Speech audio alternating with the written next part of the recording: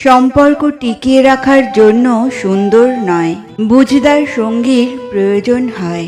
জীবনে যত ভালো বই পড়ো কিংবা ভালো উপদেশ শোনো না কেন, যতক্ষণ না তুমি সেই সব থেকে পাওয়া তথ্যগুলোকে নিজের জীবনে ব্যবহার না করছো, ততক্ষণ পর্যন্ত সেই সবের কোনো মূল্য নেই।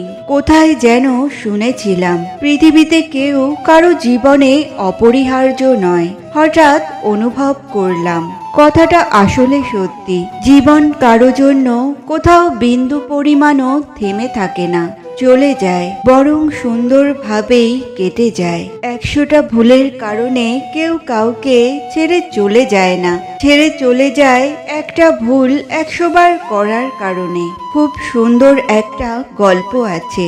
একবার এক ব্যক্তি তার অসফলতার জন্য ভীষণ চিন্তিত হয়ে সময় দেবতার তপস্যা করতে বসলেন। ওনার তপস্যায় সময় দেবতা প্রসন্ন হয়ে মানুষের রূপ ধারণ করে তার সামনে প্রকট হলেন। তখন ওই ব্যক্তি দেবতাকে জিজ্ঞাসা করলেন, কি এমন আছে যার জন্য আমি চিরকাল পরাজিত হয়ে থাকি আর আপনি বারবার জয়ী হয়ে যান?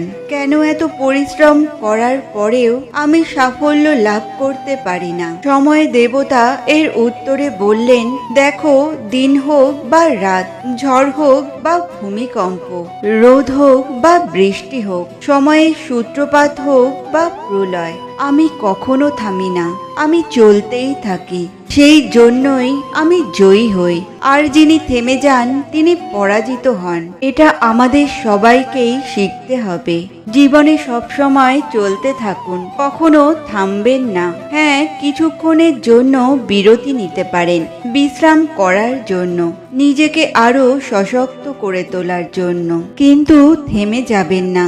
নিরন্তর কর্ম করতে থাকুন, পরিশ্রম করতে থাকুন, তবেই এই সংসার আপনাকে মনে রাখবে। সেই সব সাজা খুবই কষ্ট দেয় যা মানুষ বিনা দোষে পায়। চিতার আগুনেও ততটা পড়ে না দেহ, যতটা ডিপ্রেশন নামক অদৃশ্য আগুনে পুড়ে ছারখার হয়। যে তোমাকে মন থেকে ভালোবাসবে সেই 3টি আচরণ করতে বাধ্য। 1, সে কখনো আপনাকে ভালোবাসার কারণ বলতে পারবে না। 2, কোথাও বিপদে পড়লে সবার আগে আপনাকে বলবে। 3, সে সবসময় চাইবে সম্পর্কটা বিয়ে পর্যন্ত যাক।